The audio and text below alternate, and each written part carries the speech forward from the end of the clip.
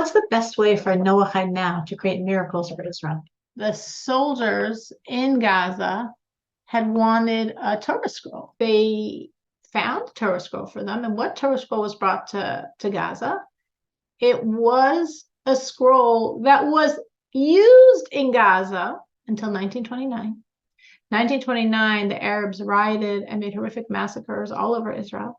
And the Jews ran away from these very unsafe Arab areas, including Gaza. And the family of the synagogue escaped with a Torah scroll. And it's been in the family from 1929 until 2023. And now the Torah scroll returned to Gaza. And I just thought that was so expressive.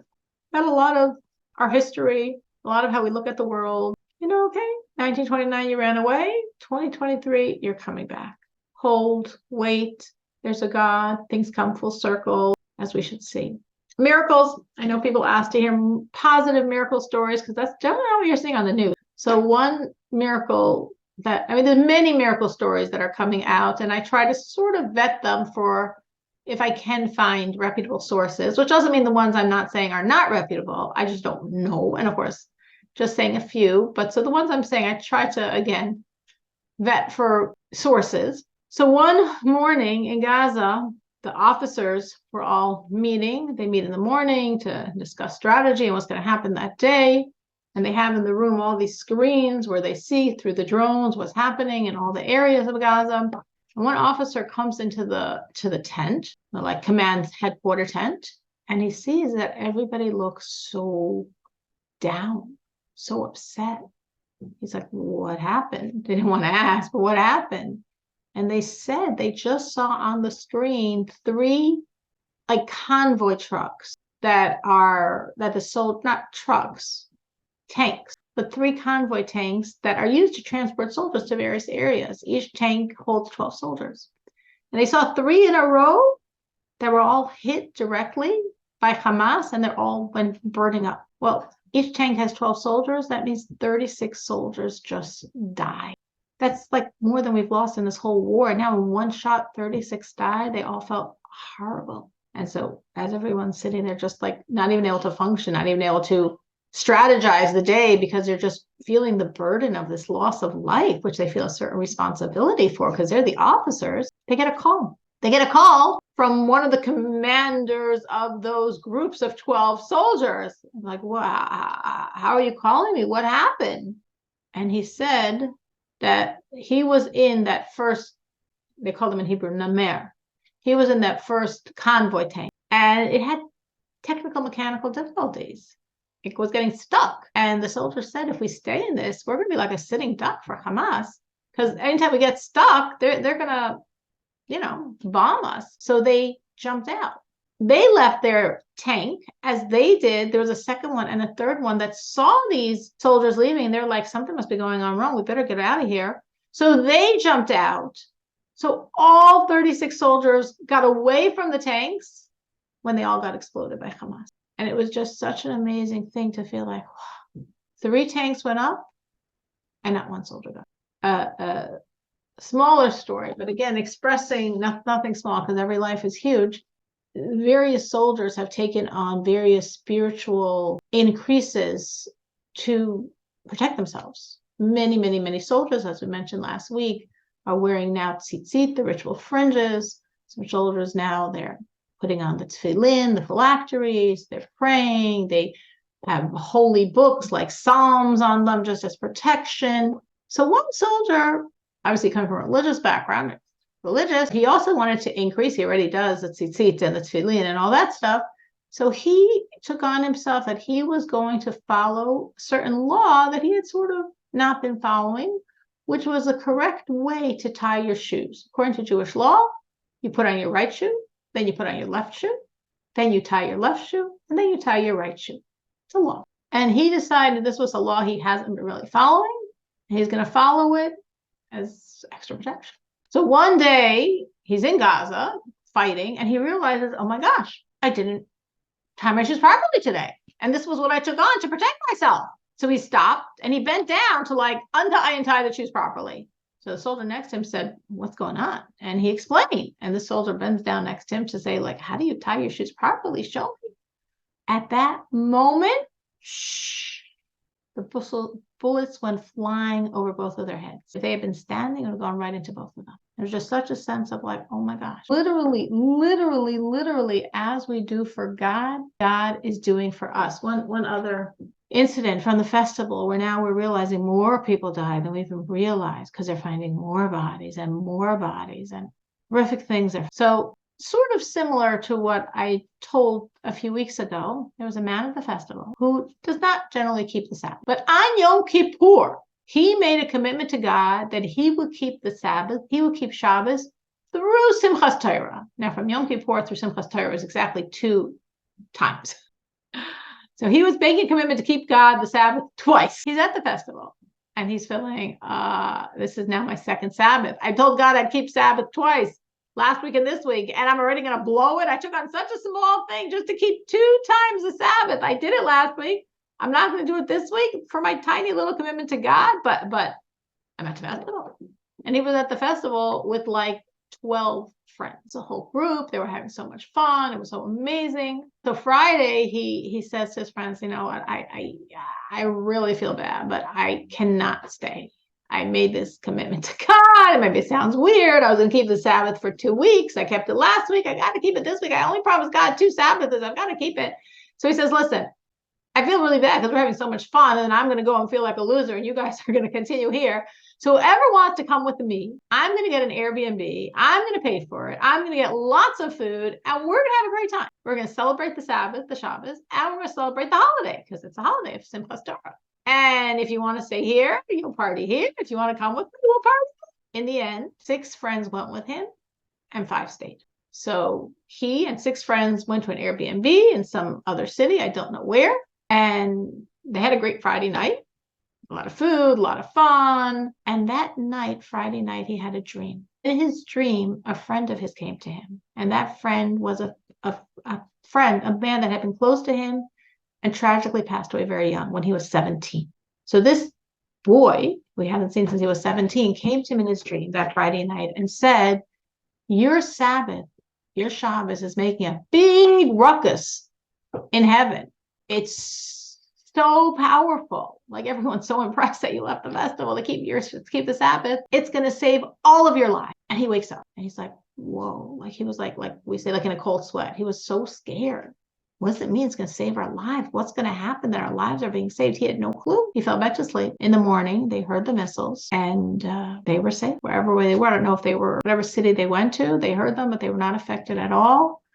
And he and his 6 friends survived. And the 5 friends that stayed, 3 were killed and 2 were taken hostage. And it was just so strong that every one of these men, all 7 of them, committed that they are keeping the Sabbath. They kept the Sabbath kept them. They're making a commitment to keep Shabbos, to keep the Sabbath. Just those were 3 vignettes from many I'm hearing, and from many more that we don't know. And I am positive that more than the miracles we know, and every day I'm hearing more miracles, are the miracles we don't know. I'm positive of that. Because that's how it always works. We say about God that he makes wonders for himself. That's in Psalms. One who makes wonders alone for himself. And the Baal Shem Tov explains on that God makes wonders and only he knows about the wonders. The rest of us don't. So there are so many wonders that haven't surfaced, I'm positive. There are so many wonders that are right now, not allowed to be spoken by the people that know them because of, the war and confidentiality and keeping things private. And I'm sure there are so many wonders that nobody knows but God. So many wonders that none of us know. And I'm sure that the wonders that we don't know are even more wondrous than the wonders that we do know. So we, of course, are in the business now of creating miracles. We are not like we spoke of other people. We are straight up trying to do whatever we can to create miracles. So I was thinking, for a Noahide, what are your primary tools? what's the primary tool for a Noahide in this situation to create miracles? And I thought about it for quite a while because I wanted to guide you very clearly on what are your strongest tools, which doesn't mean, of course, that other things are not important, but you want to focus on what's strongest, and then you can do other things as well. I think for the Noahide, there are 3 things we should focus on in no specific order. 1, charity. Charity has a huge power to create miracles. Charity has a huge power to bring redemption. Charity has a huge power to save from death. Charity has a huge power to create salvation. I think charity is something every Noahide should focus on now as a means of being a partner in creating the miracles that are happening right now. For Israel, for the Jewish people, for the soldiers, for the hostages, for the government, for the land. Trust. As Lubavitcher Rebbe says, trust for a Jew, trust for a non-Jew. Every human being has this ability to trust God. Every human being, Jew, Noahide, has the ability that our trust creates reality. So trust is a huge service now for all of us. And I think it's a service that's incredibly significant for every Jew and incredibly significant for every Noahide. Natalie? I'm sorry if this seems like a silly question. So when we talk about giving charity, so more than just the tzedakah box at the house, if we were to give to say like just Chabad in general, just a regular gift, or should it be something where we're saying like this is specific for the needy per se, or going and giving to like, Koel Chabad in Israel, or giving to like the medical Zaka, is that what it's called? The medical teams in Israel. Like, does it what would be best, right? Giving to the ones that are specific for the needy in Israel, or just saying like, give it to Chabad because we know that they'll put it to good use? Honestly, like, I think it's all fine. I think anything's fine because the main point here is commandment, giving God his will that charity should be done. So I know for myself, I did make a commitment at a certain point in the war that every day I give a certain amount of money for Israel needs, like for Zaka, like to put up mezuzahs, parchment scrolls for any house that doesn't have, and all the hostages. That was to me very important. To make sure there's tefillin for the soldiers, spiritual things. Zaka, I felt very strongly for because because of what they're doing. And anything spiritual to help the land, like tefillin and mezuzahs. But honestly, I think it is totally fine if you give it to your local Chabad, because the reason why the charity is going to create miracles is not because Zaka can have a new refrigerated truck that they desperately need, or gloves and masks and bodyguards for themselves. It's because God wants you to give charity. And he so much wants you to give charity that you're giving charity, he can respond. Why does what we do create miracles? Because what we're doing basically is showing God our love for him. And our showing God our love and belief in him allows him to show us his love for us, which translates as a miracle. Meaning, really, of course, the sun keeps shining for 5,784 years is also a very huge miracle, but it's covert. So when I see the shining of the sun or the moon or the rainfall, I don't translate that as God's love for me. But when I see something beyond what normally would be expected, what we would call a miracle, then I feel the hug, then I feel the love. So when we show God our love for him, he responds measure for measure by being able to show us his love for us. Not that what I'm doing creates his love. He has limitless love. But the rules are that when we show ours, he can show his, which translates as a miracle. So from your perspective, absolutely. The main thing, of course, is you want to give your charity to a good place. You want to give your charity to where it's a kosher place, it's a godly place, it's a place where the money is going to be used for godly things. So if you say, hey, my local Chabad desperately needs the money, I know they do good work, I know it's Chabad, I know they're going to take every penny and translate it into serving God and making God known in the world to non-Jews and Jews, totally appropriate to give it to them. And that's the same way from this perspective as you sent it directly to Zaka. because both have needs, both are kosher sources of charity, and as such, both are your way of saying, God, I'm serving you, I love you, and then it says, good, now I can show my love back. Very important, of course, when we talk about charity, since you're asking the question about what is appropriate, that there are certain things that, let's say, for example, supporting the IDF. Now, that's 100% a nice thing to do, but that definitely would not count as charity. So it has to be something that counts as charity. Giving to Zaka counts as charity. Giving to Chabad counts as charity. Giving to Kol Chabad counts as charity. Anything that's a legitimate charity, it would all be appropriate, acceptable, and create the same miraculous response, which is what we're looking for.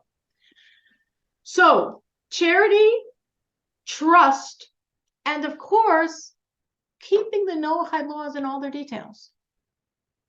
So just like this soldier in the story I said, that he thought to himself, again, he was obviously a religious soldier, so he already has the tzitzit, and he's putting on the tefillin, the phylacteries. So he's looking at his own service of God and saying, what do I need to upgrade in? Where do I need to give God more? What can I do to create more protection for myself? And so I know different Jewish women that have, maybe they weren't covering their hair properly and they started covering their hair or doing other things, looking at how they were keeping the laws and saying, how can I upgrade? How can I give God more? Very specifically in terms of where I'm lax. So definitely for Noahide, charity, trust, and looking at the Noahide laws and saying the same thing. Is there anywhere in those laws that I'm being lax, that I need to give God more? Because this is what he wants from me as a Noahide. And then as I do that, with the intention that this should, me expressing my love for God, should enable God to show his love for us in return. And when we're looking at these things, charity and trust and keeping the Noahide laws, you can really reflect, first of all, am I doing this properly? If I'm not doing this, can I in some way do this? Can I upgrade? Can I improve my charity, improve my trust, improve my keeping of the Noahide laws? Maybe there's someone I can get to do this. Maybe there's someone I know that I could speak to that would be open to giving charity now in this situation. Or I could speak to about trusting God, or I could speak to about some aspect of the Noahide law. Maybe sometimes you're going to speak to someone and you're not going to see you're making a difference. You're not going to see that they're accepting what you're saying. Even trying to get someone else to connect to God counts. Because every time you sincerely speak to someone else, what you're saying is true, what you're saying comes from your heart, it does affect the other person on some level. It's like a step closer to them actually getting to the deed. Just as I'm sure you might have seen yourself in your own journeys, maybe something happened and then something else happened and then something else happened. And then, many, many, many steps later is when you fully embraced God as a Noahide. So you can understand that if you speak to someone, even if you don't see them like taking that tremendous leap, but it's a step closer. Each thing you do is a step closer. So we're looking, again, am I doing this? Or if I'm doing it, can I upgrade in doing it? Or can I speak to someone else about doing it? And if I try and I don't seem to succeed, should I still keep trying? Because yes, every time you're reaching out to another person sincerely, something is happening. Something else that people could look at besides those were, broad strokes, charity, trust, and keeping the Noahide laws. But also everyone could look individually at themselves.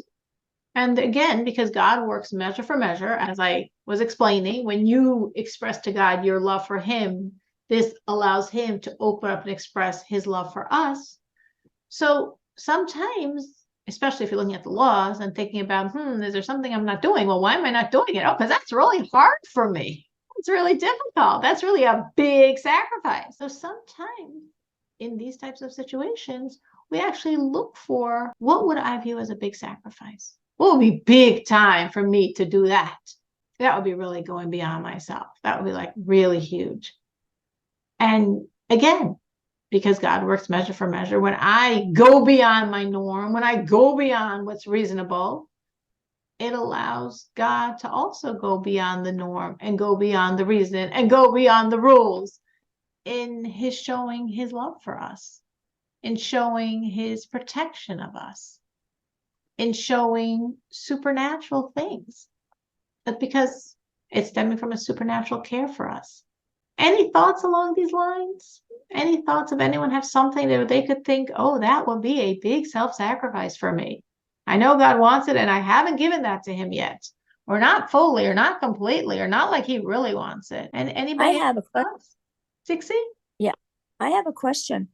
I know the 7 have a lot more to them. So my question is, how do you find out how many more? I've heard a lot.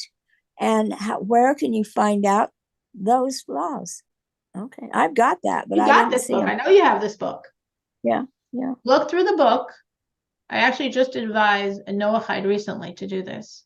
This is the book, The Divine Code. This was written as the Code of Jewish Law for Noahides. This is the Code of Jewish Law for Noahides. 700 some pages for 7 laws, because they're not 7 laws.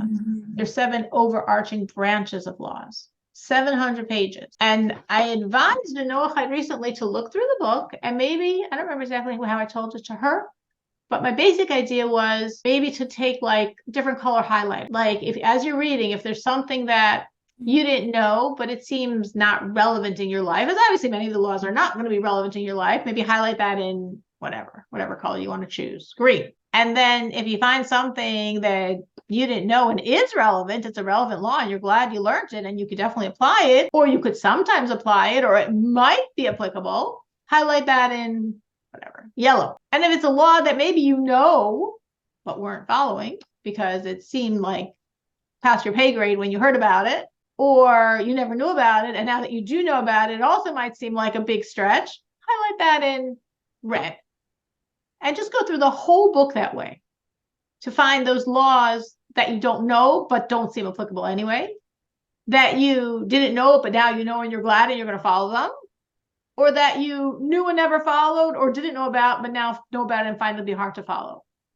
And then after you do that to the whole book, you could just skim through those pages so quickly and just like, you'll catch your eye. Oh yeah, there's those laws I don't really keep because they're not all relevant. Like, I don't know what to do in certain, I don't know, whatever. There's many laws here. So many laws here that might not seem relevant in your situations. But then there's laws that it is relevant or it might be relevant. Like, for example, I remember once we discussing if someone was in a hospice situation and if turning them on the bed would cause hastening of their death, then you're not allowed to do that. Even if officially you're supposed to do that to prevent bed sores, but if it will hasten their death, you're not allowed to do something like that. It might not be happening every Monday and Thursday in your life, but it could happen in your life.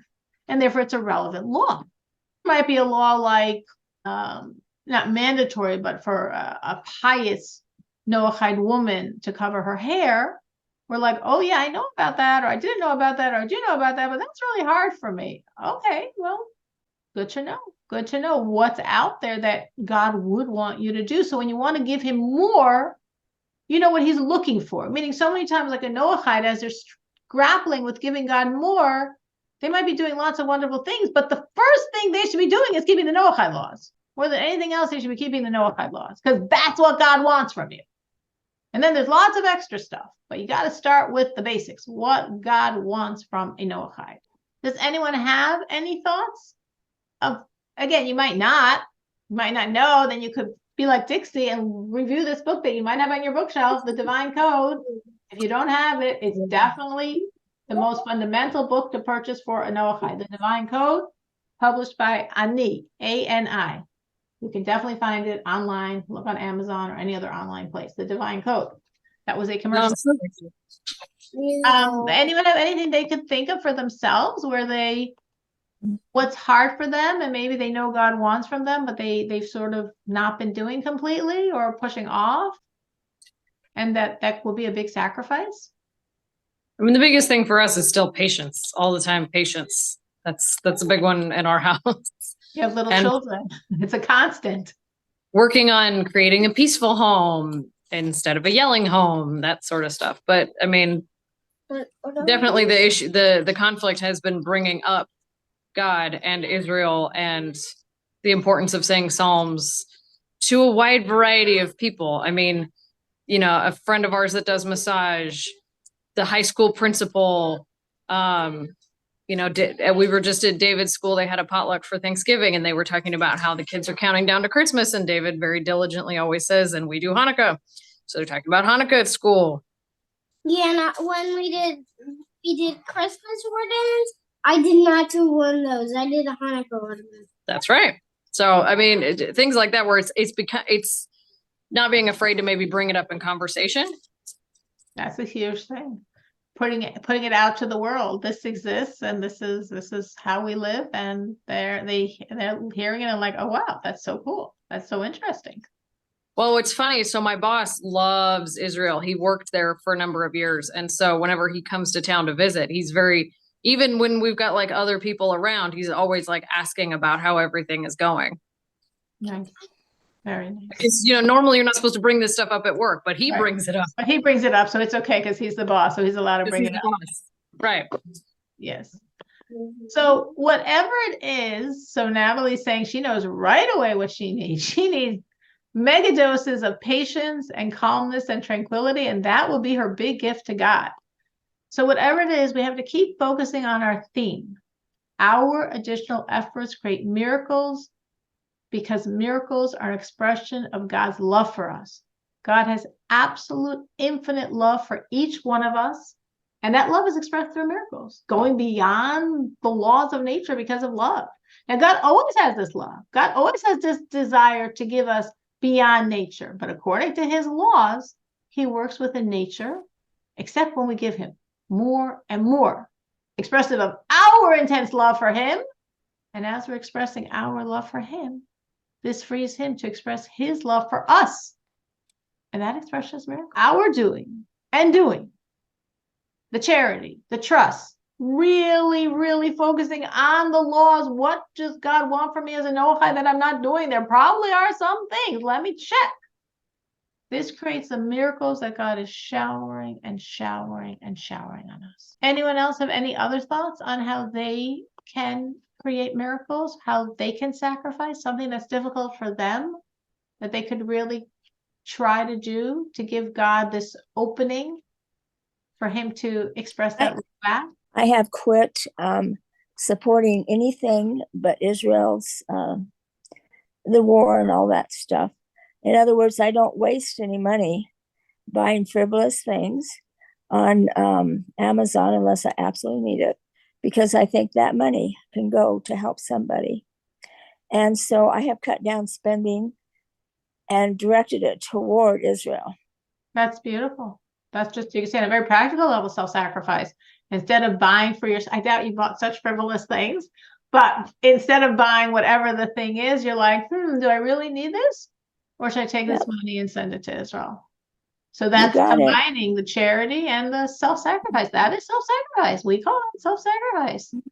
And God does too. Well, this could feed my body, but God, I'm putting my bodily needs aside for your people. That's really beautiful. That's really, really, really beautiful. Well, it's the only way I feel like I'm at least giving up things that I don't really need. Unless I need it, I don't want it anymore because too many people are hurting. So, so I give it up.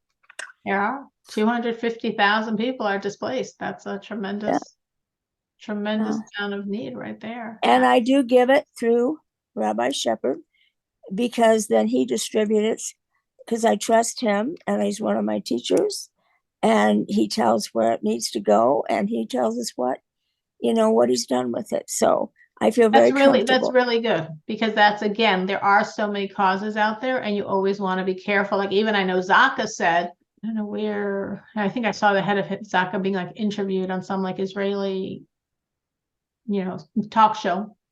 And he was talking a little bit, and I generally don't give to like the big things, because I feel there's a lot of people that give to the big things. I'm going to give to the little things that maybe other people don't.